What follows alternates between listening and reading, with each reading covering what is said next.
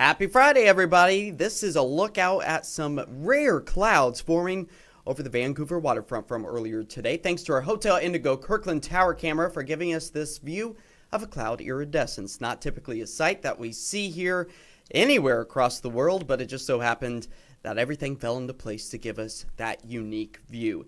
Thanks so much for joining us on this Friday afternoon. I'm KOIN 6 meteorologist Josh Cozart. We're very happy that you're able to join us this afternoon.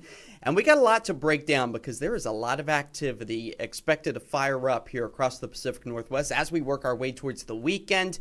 And it just so happens that it's starting off with some nice mild temperatures and also some high thin cirrus clouds once again across our area. So let's go ahead and dive right into it. Again, just another very unique view of those cloud iridescence, a meteorological optic view for us that isn't always typically seen. And while we saw those kind of rainbow colors seen in the high altitude clouds earlier today, we also managed to see some sun halos. Our very own KOIN 6 Chief Meteorologist Natasha Stimbach sending in this fantastic photo for us of those high thin cirrus clouds kind of refracting and bending the light in a certain way that creates that halo across our area. And it really is because of those high thin cirrus clouds are made up of tiny little ice crystals, even though our temperature at the surface is well above the freezing mark. And what it's able to do is it takes that sun ray and it bends it and it separates it out into the mosaic or rainbow of colors that we saw across our skies today. So keep a close eye up towards the sun without staring directly at the sun as we work our way through the next several hours. And these high thin cirrus clouds are also a good sign of the changing weather pattern that is starting to take shape across the Pacific Northwest. It comes in the form of a low pressure system. We've been tracking this over the past several days, spinning and developing over the Gulf of Alaska and eventually taking aim at much of the Pacific Northwest, and that's where we expect to see the return of some cooler, almost early spring-like temperatures as we fall back into the 60s, but also the chance for some thunderstorm activity, and it all coincides with the chance to see all of this falling over Father's Day weekend. Yes, Mother's Day kind of lucked out. We had some nice weather back about a month or so ago, and now we have the rain to fight through on Father's Day. So, unfortunately, I am just the messenger and not the controller of the weather. Otherwise, I would have it nice for all of us across the area. But nonetheless, this is going to be a really good sight to see return to the Pacific Northwest, because with the chance of rain, that's going to help to not only clear out our skies of the pollen count that's been relatively high for us as of late, but it's also going to be keeping the fire potential at bay for just a little bit longer. We like the hot summer days that we kind of long for all winter long, but it's still good to get a few breaks and get that rain to return to our region as the snow melts and we lose that snowpack that typically kind of puts a pause on the fire concern until we get into, say, the month of July, August, and September, and even sometimes lingering into October as well. Now, if you're just joining us here on this KOIN Now Facebook Live, or maybe you're watching us at KOIN.com or even YouTube, you can comment below, and we'll try to, throughout this live broadcast, get you some updates for you as Father's Day quickly approaches. So if you haven't picked up any of those Father's Day cards just yet, time is ticking, and I'm speaking for myself. As far as the wet weather goes, though, already starting to pick up on a few light rain showers out towards Seaside. You can see our camera lens already picking up on the moisture as our temperature has fallen back into the mid-50s at this point in time. This is going to be an ongoing trend, not only for the rest of this afternoon, but into Saturday, Sunday, likely going to be seeing some of those typical soggy coastal conditions. As we take a live look now out over downtown Portland, that is where we see those kind of milky skies, the high thin cirrus clouds really kind of starting to develop, and they'll continue to do so for the rest of the afternoon before just becoming mostly cloudy, but some of the sun's rays still able to kind of filter through some of that high cloud coverage, and that's helping to create some mild temperatures. 68 degrees right now, but you'll notice as we work our way through the rest of the afternoon into the evening hours, clouds become a little bit more widespread, more abundant, and that's going to help to cool us off. I do anticipate to get us up into the low 70s this afternoon, but I really do anticipate that those temperatures will start to slide back into the low 60s, and then we won't warm much higher than that as the rest of the weekend moves forward. But already picking up on just a few of those light rain showers. We'll kind of zoom in for you here out towards the Astoria area, Tillamook picking up on a few of the light rain showers, Lincoln City just about the same. But really, for the most part, these showers, this latest cold front, it's going to start to swing through, and we'll kind of break this down for you here. Let's hope that, yeah, there's the cold front moving through our area. And that's going to be the culprit for the cool down, the wet weather return, and then eventually picking up on a little bit of that thunderstorm activity. So here's our futurecast. Let's time it all out for you as we prepare for the weekend ahead. Clouds increasing this afternoon into the evening hours. The I-5 corridor likely going to just be staying on the dry side for us. So that is some good news for your evening commute. If you're traveling out along the coast for the weekend, plans also likely going to be dry until you get to about the coast range. That's when you will likely pick up on a few of those light rain showers. But for the most part, a nice onshore flow, southwesterly winds at about 3 to 6 miles per hour right now. But then things start to get interesting before sunrise. You'll notice a lot of those yellows, oranges, and reds starting to crop up over the coast range, or graphic lift. So the winds coming onshore, it kind of pushes all of that moisture up into the atmosphere. It cools, condenses, creates potentially some convective activity, which is the thunderstorm activity we are anticipating for our area. So that's going to move its way from the west to the east, even maybe picking up on a few snowflakes up in elevation. That'll be a welcome sight for those snow lovers to still kind of get a little bit of a taste of the winter-like season. But as far as the persistent rain goes, that's not going to be the case on Saturday. There will be moments of dry skies for us. So that's the good news if you do have any of those outdoor activities. But we want to remind you, when thunder roars, be sure to head indoors.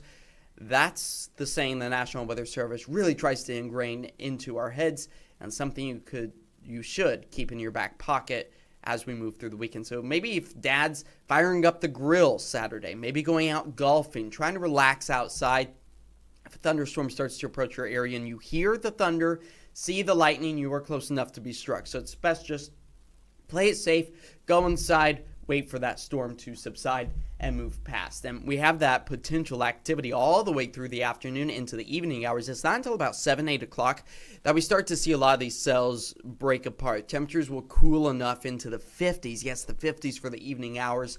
And that's where we expect to see a lot of that convective thunderstorm activity to start to die down. Now, for Father's Day itself, waking up with maybe a stray rain shower or two. This right here, a snapshot of about 7 o'clock in the morning. So that morning coffee for dad, or maybe breakfast in bed.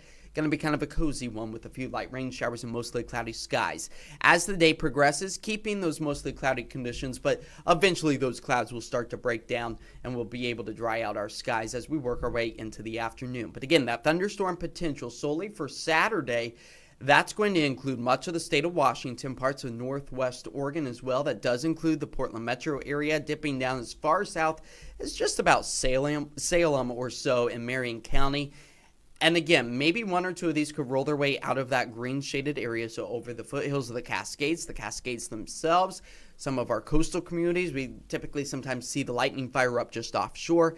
That is a very real possibility. So just kind of keep that in mind as you work your way through Saturday, and that's where large, or I should say small hail is a possibility. Gusty winds also, and of course the heavy downpours, where we expect to fill up our rain gauges significantly. Keep in mind, we're already over an inch of rain for the month of June.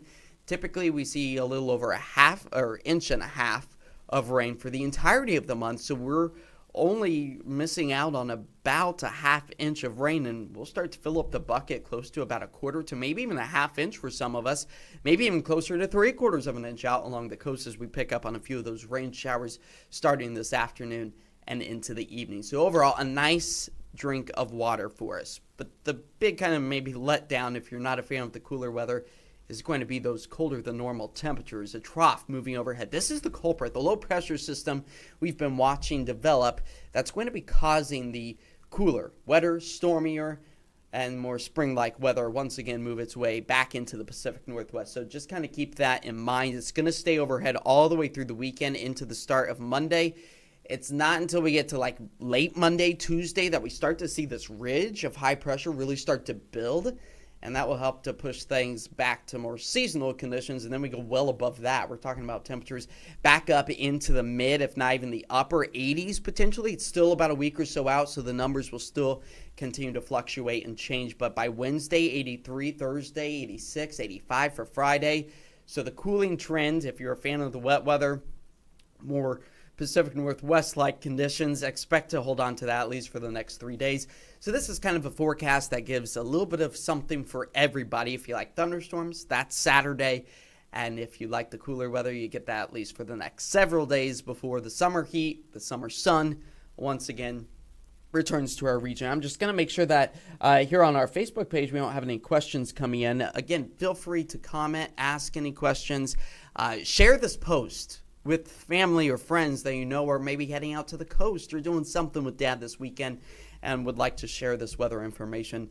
A great tool that we are starting right here on KOIN 6, KOIN Now, live. And again, if you're just joining us for the very first few that we have done this, I'm controlling everything. It's almost like we're in our own little studio. It's just you and I, and we are moving through the motions with this incredible technology that we are able to provide for our viewers here in the Portland area and abroad, as maybe you share this Facebook post again. Now, as far as tonight goes, seeing those temperatures slide back into the low 50s for us.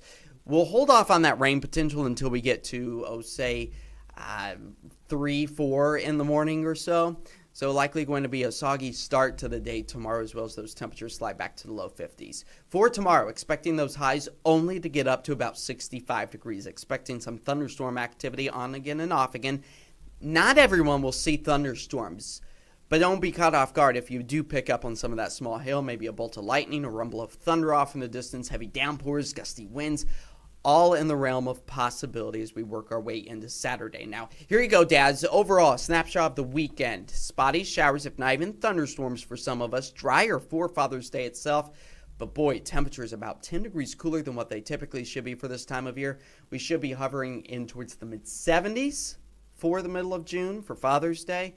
We're going to be sitting in towards the mid-60s. So just kind of keep that in mind. So those 9:03 sunsets until the end of June. July 1st will be 9:02, and then by the time we finally get to about July 9th or so, that's when we'll fall back into the 8 o'clock hour. But we'll only be chiseling off about an hour or two worth of daylight, and all of that abundant sunshine with the temperature lag still keeps conditions hot for much of our month. Now, I do want to kind of point out, if you want any of the latest updates here, whether that be news related, weather related, you can track those showers with our interactive radar tool on KOIN.com right now.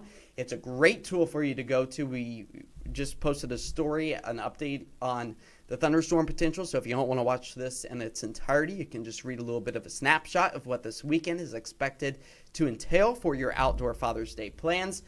But then in addition to that, we are partnering with Snowcap Nexstar, our television station here at KOIN, our parent company, in our celebration of our 28th year of giving back to the community. So Cor Harlan is at Snowcap today, and this is a little bit of a snapshot of what we had going on during the noon newscast and how you can be a part of helping the charitable organization Snowcap. Take a watch. Great work out here in East Multnomah County, about 176 in Southeast Stark. These are some of my coworkers behind me here. We've all been out here this morning helping pick weeds outside to make the place look a little nicer. A few people have been in here packing some food packages. I want to introduce you also to Bess Wills, who's in front of us here. She's the Gresham Ford lady who, you don't like pushy salespeople, huh?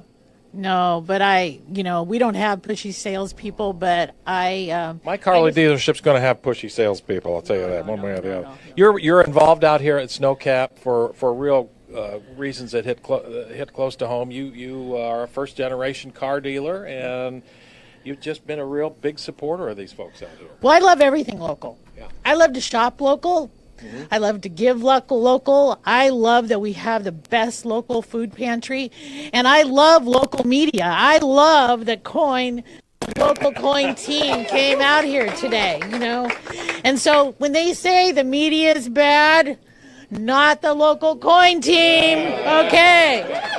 Most of the time when they say that, they're just talking about Carl, actually, too. So it's not a big deal. For those of you who don't know, Snowcap serves about between 10 and 13,000 people every month with emergency food boxes, fresh produce, cheese, even meat and stuff like that. So it's not just all shelf-stable stuff. It's a variety of food. And we're coming into the summer months, too, and a lot of kids rely on schools to get their food. Those won't be sources. So this might be of extra help during the summer months for families and kids, yeah? Yeah, we at Gresham Ford have learned that peanut butter is a great source of protein and we'll love, in the summer, because there's a lot of kids that get their lunches at school during the school year, and that's not so easy during the summer months. So, peanut butter is a great thing to drop off at Snowcap. Or better yet, they have the ability to buy at very, very good rates. Yep. So go online, make a donation, and they can get some spreadable love for the summer for our kids. Yeah, Bess walked in here with $100. Somebody just gave her to donate to the cause. You can go to snowcap.org and give financially or through a link on our website, which I'm sure is there. So go to KOIN.com and you can drop off a donation there for a really good cause on our Founders Day. One more wave to all the folks I work with here. Hello, hello, hello, hello. Good weed pickers, good food packers, good everything else. And if you need a Ford, you know where you're going to go buy your next Ford, aren't you? Yeah, because when you buy a Ford, after you've got the best price on this wonderful Ford from a great, wonderful sales professional, you're going to walk out the door and you're going to say, I want my tithe or community support to go to Snowcap, and we'll write a check to $100 to Snowcap. There you go. Get yourself going there at Gresham Ford here. Thanks, Bess. Thanks, everybody else. And a good day, Founders Day on Nexstar. So definitely a great way to kind of give back to the community as we celebrate this Founders Day. This is going to conclude what we are talking about this weekend. Of course, you can rewatch this if you missed anything about those rain showers that will be moving their way back into the Pacific Northwest. But for now, I hope you have a fantastic weekend. When thunder roars, be sure to head indoors, and I hope that you stay dry and enjoy this cooler than normal weather pattern that we will see once again return to the Pacific Northwest. Have a great rest of your day.